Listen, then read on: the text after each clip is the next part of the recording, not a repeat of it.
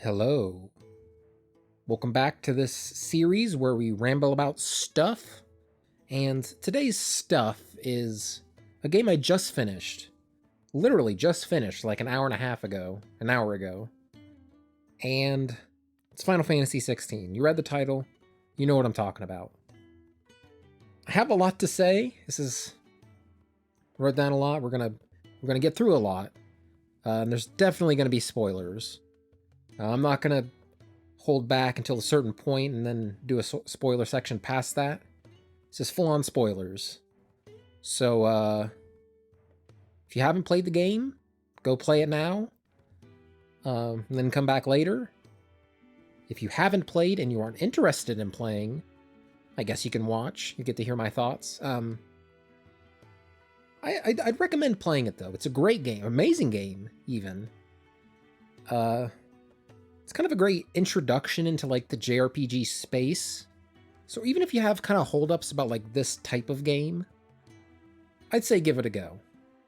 You know, it's a great introduction into the space. So yeah, that's my tiny 5-second review if you are somewhat interested, but you aren't sure if you want to play or not. I say give it a go. Okay. So, like always, like sometimes, I'm going to do the positives, the middles, the negatives, and then overall. And that's how it's going to go. So the positives.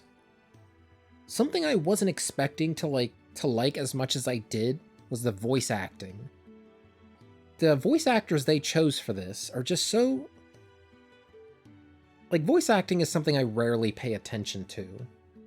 I mean, I guess you always hear it, and then you kind of, like, internalize it as, like, this is this character. But this game is one of the, like, few instances in a game where it really caught me off guard. Like, wow, this performance is really good.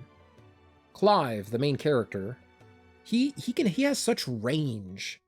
You know, he's good at, like, a normal talking volume, but he can get real angry when he needs to, you know, when the story needs him to.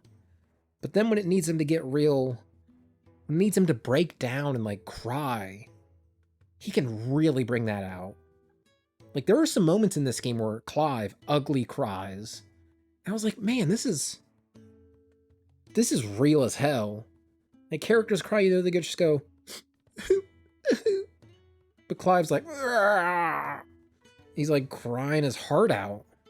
And of course, the scene calls for that. And the Clive's voice actor, he goes for it, man, and he knocks it out of the park. Who else? Sid, of course. Of course, Sid. I have to talk about him. His voice actor, what is it, Ralph Ineson? I don't know how to say his name. I've seen it written, but I haven't read it. Him just, like, as a person, he has such a unique voice. And I don't think I've seen, like, a show or movie with him before. So Sid in this game was my first experience to Ralph Ineson's voice. It's so perfect. I guess it's just him, like, he has a unique voice, and Square Enix got him for that. And it gives Sid this graveliness, this grounded, he feels so grounded. It's hard to say, but I think Ralph's voice acting really elevates the character of Sid to, like, a crazy level than just some Joe Schmo who sounds relatively normal. And even the characters that don't require, like, as much, or I guess they don't stand out as much, like Joshua, Jill, Gav, all these other characters, they have such good voices, but, you know, Clive and Sid, that's what I point at, like, holy shit, these guys are killing it. These guys are selling the game. Especially Clive, you know, he is the main character.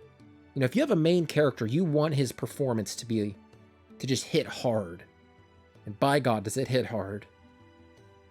Of course, the graphics are amazing. You know, this is a big budget game. And I'm trying to think, like, I guess Final Fantasy VII Remake? Because I'm thinking back to, like, okay, what is... Final Fantasy 15 was the last mainline game, but that wasn't on the 360, was it? There's no way. That had to have just been on the Xbox One and PS4. There's no way that was previous gen. But it was close. It was like an early, whatever generation that was. Xbox One, PlayStation 4. And this is like a... Final Fantasy XVI is like a mid-generation PlayStation 5. And Final Fantasy VII Remake was kind of that step up from Final Fantasy 15. And that game looked really good. And it especially looked good when you had the comparison of, you know, Cloud from the original PS1 game, and even in Crisis Core. You know, all those characters, you knew what they looked like kind of in the smaller platforms, older platforms. And then you get to see them in this super high resolution, super high detailed models. You're like, holy shit, they made them look so good. In Final Fantasy XVI, you kind of don't have that reference for like, this was Clive on the PlayStation 1. It's like, no, he was a character made for a game that released in 2023. So it's kind of hard, you don't have that comparison of like, this is what it was, and this is what it is now. But it's still good. It's still really, really, it looks amazing. It's just hard to contextualize it like that. Some of the cutscenes, man, like, I'm thinking back to Final Fantasy VII Remake. There were points of the game where it cut away, and it's like, oh, this is a pre-rendered scene. It was like, it was extremely obvious. Like, I'm trying to think of one exactly. When they're in the Shinra building, and like, there's this presentation where they're zooming through the sky, and they get to see Shinra's paradise, whatever it's called. And like, it cuts to them, and it's very, very obviously not in-game. It's pre-rendered. You know, they got these super, insanely high detailed models. And the end of the game as well, you know, the ending cutscenes. And at various points throughout, but it's very distinguished when there's a pre-rendered cutscene and a normal cutscene.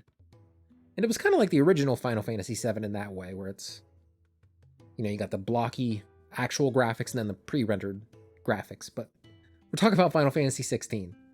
Final Fantasy XVI really blurred the line between pre-rendered and current rendered. I don't know what you'd call that. I mean, I could kind of tell where, I guess you can tell because of the animations. Because if it's just like a gameplay cutscene, you know, characters are real stiff and they'll like turn on cue. But during pre-rendered, I don't even know. Maybe they're not pre-rendered necessarily, but there are certain cutscenes that they're given more budget to work with. You know, characters do more, they react more naturally, less like video game characters. And of course, during those, you know, the particle effects go crazy. You know, stuff on my PS5 would explode trying to render. Hell, it probably almost exploded trying to render the normal game, let alone some of those crazy pre-rendered things. But yeah, the graphics are just crazy. Like, it's hard to believe that a console like this is able to render something like that. I mean, I guess it's not too hard to believe, especially I'm looking at my PlayStation right now. PS5 is big. It's a big, chunky boy. Yeah, that thing's a workhorse, man. You can hear that thing. Fan turns up. You can see the frame rate drop sometimes during the super big battles. That's when you know the PS5's struggling. But, oh man, that's when it's good. The frame rate dips and you're like, oh, it's pushing it to its limits. Yeah. And even beyond the graphics, this game has a good style. I'm trying to think of other Final Fantasy. It's not like a... I guess part of the story of this game is like kind of this, what do they call it? The blight taking over the land. And like things start to die. The land turns gray and like black almost. And all the life is drained from it. And the game as a whole kind of has this grungy feel to match that. And there are certain parts where, you know, there's super saturated colors and green grass, green trees, all that. Super blue water. But a lot of the time, especially towards the later parts of the game, it's really desaturated. And it kind of, I guess that suits the world, you know? The world's going through some shit towards the end. And the colors kind of match that. The environmental design kind of going in tandem with that. Like, I'll talk more about it later specifically, but the mother crystals. The mother crystals are these giant things like that they built cities around. And there are certain points whenever you're going to the mother crystal where you'll cross a hill or something, or you'll turn a corner, and there's a reveal where you see the city and the mother crystal. And there are some like I think it was when you're going to Sambrek and you come from what's that town's name? Oh my gosh, I can't remember. It has Isabel, the dame, whatever that town was called. Whenever you're going to Sambrek and you see the mother crystal towering over the city, and the city's got this weird design where it's like built at an angle going up, and then of course the crystal, it like goes way high into the sky. Maybe I'll put a picture on screen of what that looks like, but it's just so striking. And those moments were, because those happen a few times, those aren't cutscenes. Those are, you walk down and you turn the corner and you see it and you're like, holy shit, that's crazy. So yeah, there's a lot of good moments like that. Is that enough for the graphics and all that? Yeah. The gameplay. The gameplay I was kind of worried about. I don't know if worried is the right thing to say. Because, I played Final Fantasy VII Remake. I liked the gameplay, the action gameplay. But I have a soft spot for turn-based, or even just not button mashing. Like a Final Fantasy XII. I think that's really cool. I like the tactics of the older Final Fantasies. And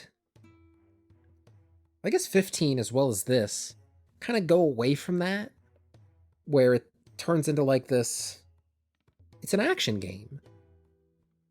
An RPG, that, like when you hear a game as an RPG, what does that tell you about it? Like you can make some assumptions, but RPG comes to mean so much these days. But turn-based, I feel like turn-based is, and it's just not even turn-based, like tactics. I expect tactics in a game like this. And I was kind of worried that they weren't going to have a lot of that. I guess they kind of don't, but it's good in its own way. Like, this doesn't have any aspirations to be like a super tactical game. Like a Final Fantasy 7, 8, whatever. And even Final Fantasy 7 Remake kind of, there were some tactics into that, like managing teammates, managing a bunch of spells and items and all that. This game is much more focused, and like, you got, what is it, like 6 abilities? I guess you got some like innate abilities, but it's still very much an action game. Just like a light RPG front to it. So while I might have my qualms about that it doesn't really feel like Final Fantasy in that way, I think they did a good job translating. I was watching an interview where they were talking about how they tried to translate, like you're looking at the old school, even the games back on the Nintendo, Super Nintendo. They were talking about how do you translate, these pixels like moving around. How do you translate that to movement in a 3D world? And I think they did a good job about that. Just fighting dragoons. Like, dragoons are the coolest thing in like any Final Fantasy game. And fighting them is so cool, where they leap into the sky and they come back down and you gotta dodge it. There's, like, it plays differently, but it captures the same aura, the same vibes of playing those. The icon fights, that was something I was kind of worried about those pre-release. I was watching one of the trailers. I think it was the one where they announced that, like, you can fight as the icons. And I remember thinking, like, this looks cool, but I'm really hoping this doesn't feel like a Godzilla game where you're lumbering around and you do a slow swing. And it does a bunch of damage, admittedly, and that feels good, but you're really slow. I was worried it would feel like that. And thankfully it doesn't. When you're fighting as a Ifrit, you are quick. You still have the same base moves as Clive. You get to press square and X to do like a lunge. And if you're in the air, you can do that same attack and you'll dive down. I like that, like, the fundamentals are still there. it kind of brings this, because Clive is Ifrit, and it kind of bonds them together rather than feeling like a completely different character playing another, like you're playing another game. Yeah, they were intense. Like, even fighting them, but then, you know, in the cutscenes, the cutscenes are crazy. Like, what's that one? I remember seeing that people's PS5s were overheating during one of the Icon fights. And oh my gosh, yeah. I know which fight that we're talking about. I think my PS5 did get a little loud with the fan running, but those are good fun. Those are intense. I can't believe... I was trying to think. Has there ever been a Final Fantasy game where you play as a summon? A mainline one, at least? I'm trying to think. You can play, like, as summoners, but you don't play as Ifrit. 7, no. 8, no. Haven't played 9. Haven't played 10. Haven't played a little bit of 12. 13, 14, no. No! Maybe some, like, spin-off. I guess definitely some spin-offs with, like, a... What's that, a Chocobo racing game? But yeah, there's never been, like, you are Ifrit and you are fighting Titan. I'm surprised it took him that long to come up with that. That's a really cool, like, twist to play as them. And it turned out really well. And the world. The world of the game is so unique. I guess it does feel a lot of ways like... I saw some comparisons. And I guess it's hard not to think of the comparisons yourself, but it feels very Game of Thrones-y. Like, there's all these like houses kind of fighting at each other, and there's just politics. Like, when was the last Final Fantasy game that had politics? I guess Final Fantasy XIV and 12. I guess it's not like a stranger to the series, but it just feels weird. I guess there's like Final Fantasy games like 7 and 8 where you're just some characters, and I don't even know how to describe it, because the vibe of like Final Fantasy VII is kind of different from 12 and 16. I guess it's just like the plot, how the plot develops. It's not necessarily about like these nations fighting. Some of the Final Fantasy games don't really lean into that, and some of them do. And it's cool to see Final Fantasy XVI really dive into that, like, head first. You know, people like Game of Thrones. They really liked that show when it was good. And I guess that showed that people have a thirst. Like, politics in media isn't necessarily boring. Like, it can be boring, but if you do it well, it can really resonate with you. And Game of Thrones, I think, showed that to, like, the populace as a whole. Now, I'm not saying, you know, this game directly took inspiration from that. Maybe it did. But that's just kind of what I thought about, where this game is really into politics, and it made me think of Game of Thrones for whatever reason. And there's just so many concepts going on. Like, bearers? Bearers are these... How do I even begin to describe this? Bearers are people born with innate magical abilities. They're not the only source of magic in the world. The rest of the population gets magic from the crystals. You know, the mother crystals, they have people in mines gathering crystals. And then those crystals are shipped out to all across the realm. And if you're not a bearer, you can just get a crystal. You know, the government will give one to you, and you can make a fire or get some water for a well. But the unique twist is that bearers are persecuted in this society. That's such a unique twist. I can very easily imagine a version of this game where bearers exist. You know, there are these people born with innate abilities, and then they rise to power because of that. You know, they reach high places in government. You know, the fact that they have these sets them above all the rest. I don't even know, I can't think of a story that's done that, but that seems like such a common fantasy thing to do. But this game takes that twist of like, no, these people are rare, Like, not every human is born with abilities. It's only some subset. I guess I don't know if they ever go into what amount of people are born with these abilities. Maybe it's 50%, I don't know, but the people that are born with the abilities, they're put into slavery. And that's weird to think of, like, these people are powerful because of their abilities, but they're subjugated. They're really put to work, and people think of bearers as less than people. It's just such a bizarre twist. I love it. I love it. It helps.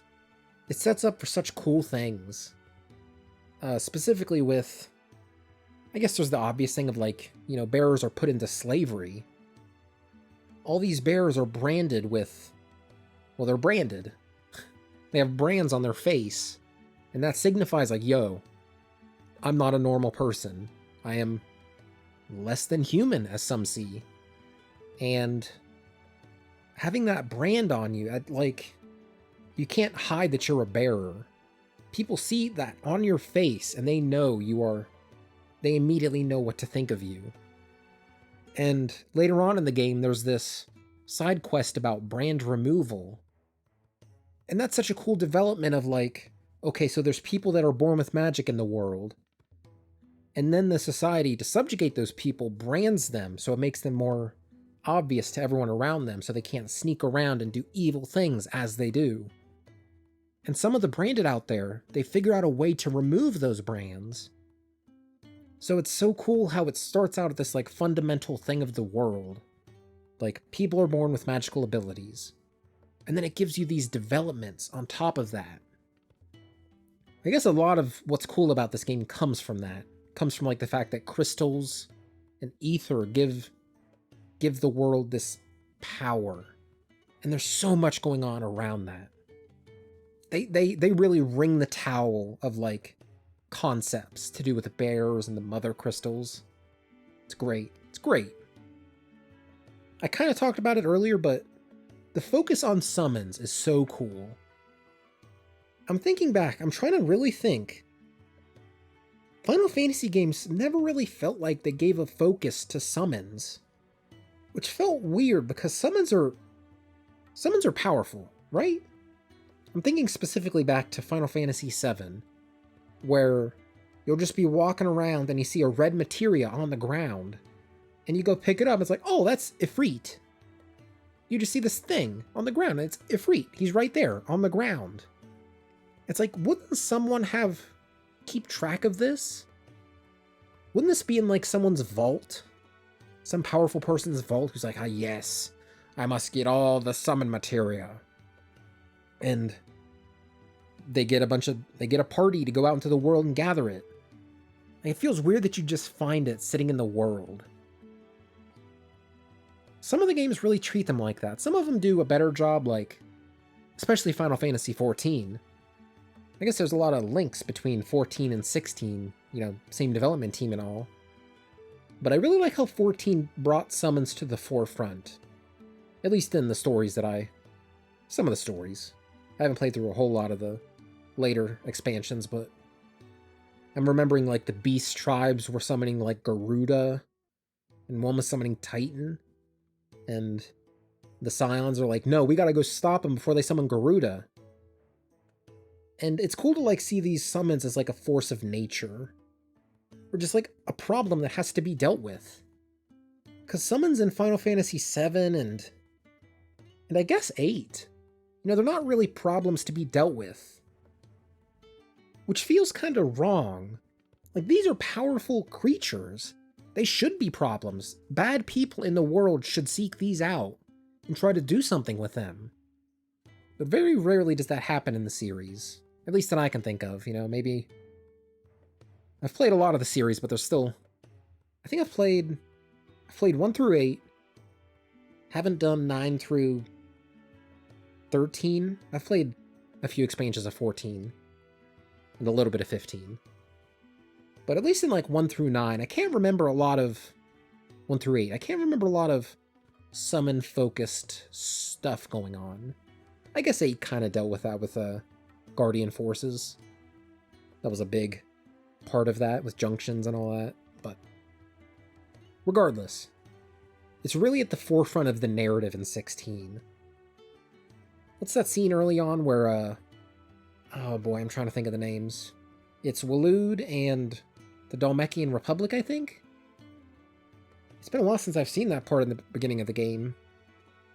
It's kind of hard to contextualize it back then, where there's like all these different countries and you don't know how they interact. But there's one guy, you know, I beat the game and I still have to think about this for a second. Hugo Kupka is the dominant of Titan. And, you know, he can just become Titan at any point. And there's this whole, like, discussion of, like, should you bring Titan onto the field? Should we escalate the fight to that? And there's, like, this whole concept of, like, mutually assured destruction. And that's crazy. I remember a bit where, I can't remember exactly, but there are some parts where it's like, I could bring out my icon, but if I bring out my icon, then the enemy is going to bring out their icon, and it's just going to cause all this unnecessary destruction. So let's just keep it to foot soldiers. And I really love that. I really love the, like, what would happen if summons existed in a world where there was so much war going on? You know, there would be this, like I said, mutually assured destruction. You have to think about that. You can't just bring out Titan. Then they're going to bring out Odin. It's going to be a nightmare. And I guess this part, something that's at the core of every Final Fantasy game to me, as I see the series, is the characters. And this game has such great characters. There are so many, like, I described earlier how there was this super complex political situation going on with all these different, like, nation states, and they're all kind of fighting against each other in weird ways, and some are allied with others. It's so cool to see everybody interact. You know, they're so well defined. Like Benedicta, she is this hard ass.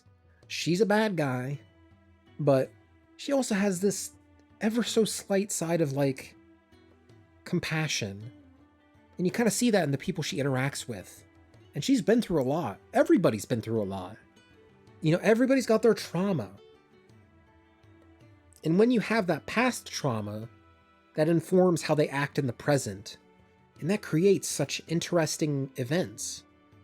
You know, just the way Benedicta interacts with Hugo. And whenever she dies, Hugo goes crazy and goes on this crazy search for Clive and all of his friends. It's just, the chain of events is so cool. And at the core of that is the characters and the way they're written, the way they interact with each other. They're such good pieces for a chessboard for everything to happen around. You know, what would happen if you get Benedicta, Sid, Hugo, Clive, you put them all on the board. How will they interact? And that's what's interesting about this game. Just seeing all the little pieces interact in realistic ways, in ways that feel realistic. So, I guess to talk about the narrative, I mean, where do I start? There's so much going on in the story. I already kind of alluded to that with the political stuff, but I guess just start at the beginning. The opening is so engaging. So the game opens with Clive as a kid, and his whole family's around him, and he's doing some sword training. Most good stories have this point where it's like, this is what the character's used to. You know, this is their comfort zone.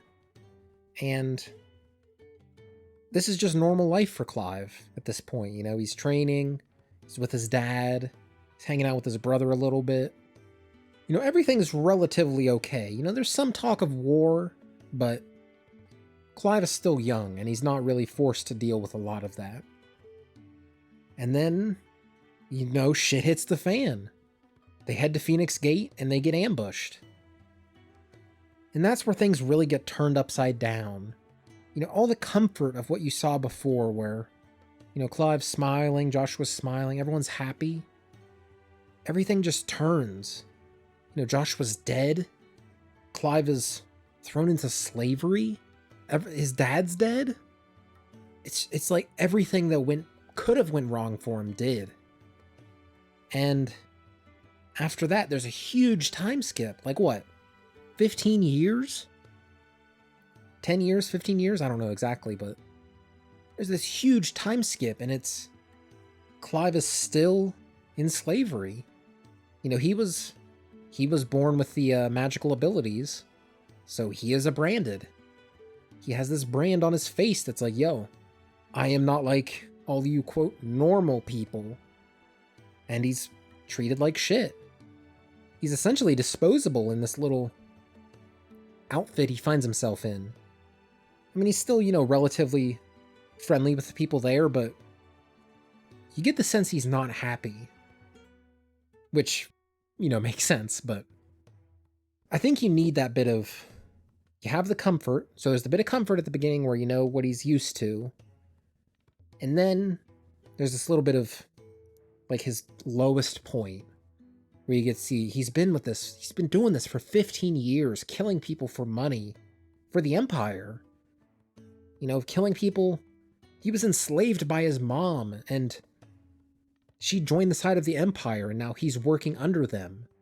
He's truly at his lowest point. And at that point, it can only go uphill from there. I kind of wish we would have got a little bit more time with the, him being in slavery with the, his little group of people. I wish there was a little bit more of that, but regardless, what little bit we did have, it's really served to establish Clive has really had a hard life up to that point. But then eventually he finds Sid. Well, Sid finds him. And he starts to go on the upswing after that. And it's that point he finds purpose, where he's like... I guess for a lot of the early game, he's trying to find... he's trying to kill the person that killed Joshua. And then all kinds of random revelations. Finds out he's not dead. But then he devotes his life to destroying the Mother Crystals. The thing that gives the planet all of its magical energy. And that's the main goal of the game, destroy the Mother Crystals. And they think that'll stop the spread of the Blight and kind of bring the Ring of Valisthea. Is Valisthea the continent or the world? I think it's the continent. Or the collection of continents, whatever. He hopes to bring everyone back to Monkey, basically. And you kind of see that once he destroys a Mother Crystal, some people are lost. Like, they use crystals for everything. They don't know how to start fires without a crystal. And that's just weird to think about, you know, like, could I start a fire? I don't know. I know you do something with a rock and some sticks, but I don't know if I could. I guess I'd be a little bit lost too, but I guess that's kind of the point of it. It's like, you know, I guess that's maybe some of the themes of the game, where people in the world are so reliant upon the Mother Crystals and the power they give. Once it's taken away, they don't know how to live. So yeah, after that, you destroy some Mother Crystals. Is it the first Mother Crystal? I'm trying to think. I think you destroyed the first Mother Crystal, maybe 2. And then there's another time skip, like 5 years. That's wild. I wasn't expecting another time skip. Not a whole lot changes. Honestly, I'm trying to think.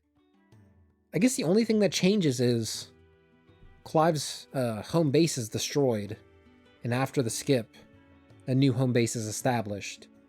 But outside of that, there's not much else. Like, everyone's still doing the same thing. But it's cool that it allows for that home base to establish, you know? And I guess bigger picture, it's cool kind of figuring out what Ultima's deal is. Because, you know, every Final Fantasy game's got to have this super mysterious villain early on, that's established early on. And as you go through the game, you start to figure out a little bit more here and there. And I think eventually what Ultima became, once you learn his plan, I like it. I like what it means for Clive to fight him. I like the themes that Ultima stands for, and how Clive stands in against those. Yeah. think that's all the positives I have for the game. I'm sure there's more I could think of, but I tried to keep it big picture, relatively. So now here's some middling things about the game. Stuff I didn't really hate, but stuff I didn't really like a whole lot. Crafting was kind of nothing in this. Like, you get materials during fights. Like, at the end of every fight, you get crafting materials. But you don't have to craft a lot. Like, you don't have to craft potions. You don't have to craft buffs. I think the only thing to craft is, like, gear. Swords, bracelets, and necklaces? I don't know exactly, but... yeah, that's all you use crafting materials on and for upgrading them. It just felt kind of annoying. It's like, why do this? Why not find a sword? Would it be cooler to find the sword in a dungeon rather than going to a blacksmith and having them forge it? I don't know. Because every time you defeat a big boss, you get a material for them that allows you to craft a more powerful sword. And every time that happened, I had all the materials I needed. So it wasn't like I had to go out of my way to get materials. So all I had to do was just go to the blacksmith and craft it. Just press X. It's almost like as soon as I killed the boss, the sword appeared in my inventory. Like it's like a framing thing. Like I got the material to craft the sword, but it very well could have just been the sword. Yeah, I don't know. I hate to say it, but the side quests were kind of annoying. The stories were nice. I liked a lot of the developments in them. I'm trying to think of a specific example. It was cool helping Martha at Martha's Rest, and you know, all the stuff she's going through in that region. But, I don't know, they just took a while, and I just wanted to play through the main story. I just wanted to see what happened. I wanted to see where Joshua was. Like, at some point you figure out Joshua's not dead, he's alive, and there's this huge point of, like, where you're on his trail. And I desperately wanted to see that. But every now and then when you hit a certain point in the story, it just dumps side quests on you. And oh man, I got so demotivated when I saw that stuff. I'm like, okay, I'm taking a break for the day. Maybe that's not a fault of the game. You know, the stories in the side quests were good. The gameplay was good.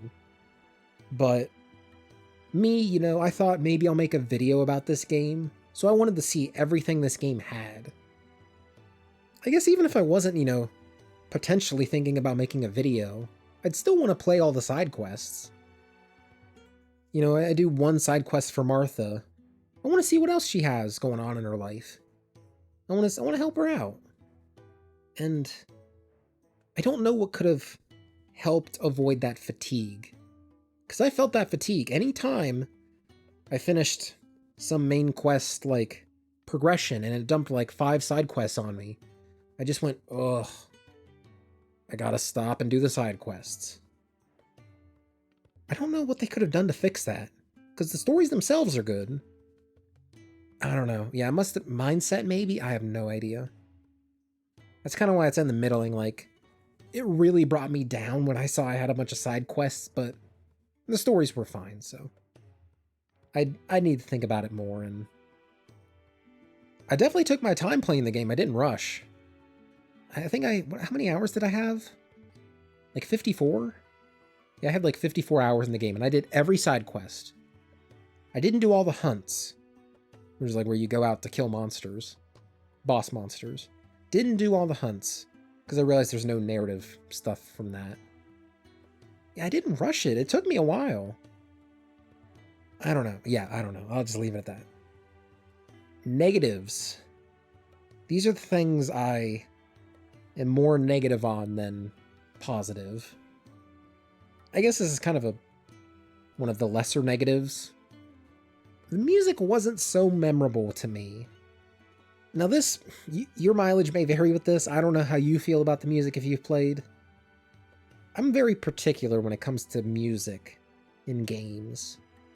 Very, very rarely am I stricken with like, whoa, this is some good background music. I don't know why. I've never been a huge... I never paid attention to music in the background in games. well, not to say never, but very rarely does it catch me off guard, like I said. And not a lot of tracks in this game did catch me off guard, but like, holy shit, this is something else. I'd want to listen to this outside of the game. Very few in this game made me think that. There are some good ones, like the Hideout theme. That's a really good one. I think that's like an iconic Final Fantasy track now. I'm trying to think of I can't think of any others. There were definitely some weird ones, like during the Titan fight. It's like a weird rock song, and there were like lyrics in the background, very, very faint. It kind of felt like it was trying to do like a Metal Gear Rising Revengeance thing. But I don't know, that didn't work for me. That was some weird rock. I don't know. Whatever that was a miss to me. But most of the music in this game was just kind of bleh. I'm sure if I were to listen to it, pay more attention on another playthrough, I'm sure I'd like it well enough. Or just turn up the music in-game so I could hear it better. Yeah, I don't know. Very rarely does a game hit me with its music. Like Final Fantasy VII. That's a game with some damn good music. That's not a game I played as a kid either. It's not like I have this nostalgic connection. I played it for the first time like 4 years ago. That game hit me. It hit me in a way this game didn't. I wish this game did hit me. This, I hate to say it, man. Because I really like the narrative in this game. I really like the story and the characters and the writing. I like so much about this game in terms of the writing. But I didn't feel super attached to the characters sometimes. There were some times, at least early on at least, and even later on, but there are characters where it's like, Clive cares about this character. The game wants me to care, but I just don't. Jill. Jill is the biggest thing for me. Jill is like the second main party member of this game. You know, she, relatively early on, she joins Clive and is with him throughout the whole game. And it really wants you to feel this relationship between Clive and Jill. And I just didn't for the longest time. If ever. I don't know. I'm thinking back to previous Final Fantasy games, because Cloud and Aerith, Cloud and Tifa, Squall and Rinoa, those characters had such like instant chemistry. Chemistry, that's the word. I didn't feel any chemistry between Clive and Jill. In Final Fantasy VII Remake, you feel this chemistry between Cloud and Aerith and Cloud and Tifa. They bounce off each other so well. And Squall and Rinoa in Final Fantasy VIII, they have such a good relationship, and the game really, really makes you care for them. And for the longest time in Final Fantasy XVI, I just did not care about Clive and Jill. Eventually, I think it got there, towards the end where they started to get romantic. Like where they're both sitting naked on the beach in Waloed. That was a really good moment. But it would have hit me so much harder if I had cared beforehand. And I just didn't, for whatever reason. I don't know if this is exactly why, but during the opening section, I kind of associated Jill as not necessarily like a romantic partner, but like as a partner to Joshua. Because when I'm thinking back, I remember Clive training with his sword, and Joshua and Jill and Torgal are watching on. And from that, I kind of took Clive as like an outsider. I didn't really feel this relationship with Clive and any of those three, I guess. The relationship with Clive and Joshua, or Clive and Torgal. I feel like we needed more. Clive and Jill did have a moment at night where they were kind of sitting on a balcony, you know, looking up at the moon. I guess that was there to kind of establish it. I don't know, man. I feel bad. It wants me to care about Jill so bad, but I just didn't. Eventually I did, but man, it took me a long time to get there. And kind of after the time skip stuff, I expected some more out of the reunions. Because Joshua, Clive, Jill, Torgal, they've been separated for like 15 years, 10 years, whatever. And whenever you meet Torgal as Clive for the first time in however many years, you don't feel that. It doesn't feel like, oh, it's so good to see you, buddy. I don't even know what he does. Does he, like, embrace him at all? Does he even say anything? He's just like, come on, Torgal, let's go. I feel like they needed a moment where, Torgal, it's been so long. How have you been? And Clive and Jill, I think they might have had they had some reunion of some sort. I can't remember how heartfelt it was. Clive and Joshua, they probably had a good one. I can't remember the exact moment where they both met. I didn't feel, I guess specifically with Clive and Torgal, because that was an early on, like, a reunion. That was a part where they're like, they wanted you to feel like they had been separated for a long time. And that kind of soured me early on, where I was like, that didn't really feel satisfying. I'll leave it at that for now. I guess kind of off that, I wish the party was more well defined. I talked earlier about how important characters are in a Final Fantasy game. And part of that is having a good party. Because, I just keep going back to Final Fantasy VII. That's like my favorite Final Fantasy. So I can't help but think of it. But part of the fun in that was getting all these characters that are such cool characters. They're written so well. But then they also have a place in your party. Even like Final Fantasy VI, where, you have this huge collection of random people, and they all have their one role. Throughout all these different games, it's so cool to just have this group of friends, and you go through this world together. In Final Fantasy VII, Tifa, Cloud, Barret, Yuffie, Cid, Red 13, oh boy, Kate Sith. Am I forgetting anybody? Aerith, I guess? Kinda. But they're with it through thick and thin. And I guess they're kinda the characters in Final Fantasy XVI, the party, quote, party, is with you through thick and thin. But it didn't really feel like a party. I guess it's kind of because you don't really play as them. Well, it's not, you don't play as them. Do you have any input on what they do? I think you have zero input on what your party members do. Clive feels so isolated in terms of gameplay. It's like, yeah, your party members do stuff in battle, but you don't control them. You don't have any input on what they do. And even just walking around the world, like, I often forgot that I had party members with me because they're always lagging far behind. Yeah, did I feel like that in Final Fantasy VII? No, because it had like, gosh, was it as simple as they had the party members' health bar at the bottom? So I could see like, oh, okay, Barret's with me, Tifa's with me. They're just with me, hanging out. It's so easy to forget that, Joshua, Torgal, Jill, they're all walking around with you. That's something I sorely missed about this game, is that feeling of connection as a party. Not just as friends, but like as a party. Cloud and Tifa were friends in the narrative, but they also had like a connection as like combatants, as like people who fought together. And I didn't feel that in this game. And that's my biggest gripe with it. I mean, maybe that's just a framing thing, because, Joshua, Jill, Torgal, they still fight with you. You still have this extended group of characters that hangs out with you and occasionally fights, like Gav or Byron. Maybe that's just like a growing pain of like, I miss this from previous Final Fantasy games and it feels weird that it's not in this one. But it's not necessarily a bad thing. Maybe I could have gone in the middling section, because I think the game makes up for it.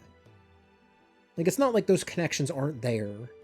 Clive still feels a strong connection with the Joshua, to Torgal, to Jill. I still feel that as a player. It's just not framed in the same way as it was in previous games. And I'm not used to that, I guess. So, overall, what did I think of Final Fantasy XVI? I mean, do I need to say it? It's obviously a great game. It's amazing. I can't say much more than that. It was a great way to spend 50 hours. Even if I did get annoyed with some of the side quests, it was good to see this, to just spend time in this world with all these characters and help everybody out. You know, Clive really helps everyone out, and it's good to do that as a player. There's been some talks about a potential DLC for the game. The producer was kind of hinting at that they're thinking about maybe doing a DLC or maybe a sequel. I don't know if they mentioned a sequel, but at least the DLC they're thinking about. And honestly, I don't really want one. I'm okay with this game. I think Final Fantasy XVI as a whole is a good experience. It doesn't need any more expansion. It doesn't need any more sequels. I'm sure whatever they'd come up with would be fine. I'm sure it'd be great even. But I'm satisfied with the experience as it is. I don't need to return to the game. I don't feel this desire to know, oh, is Joshua alive? Is Clive alive? What's going to happen to the realm now? I don't care about that kind of thing anymore. Maybe at some point in my life I would have. But now the ending was emotionally satisfying. You know, it reminded me of the ending to Final Fantasy VII. I really liked that. Of course, I really love the game, but the ending especially was so cool in that, you know, you go through all this shit and eventually you save the world. And the end, it's like a 300-year time skip or something, 3,000-year maybe? I don't know.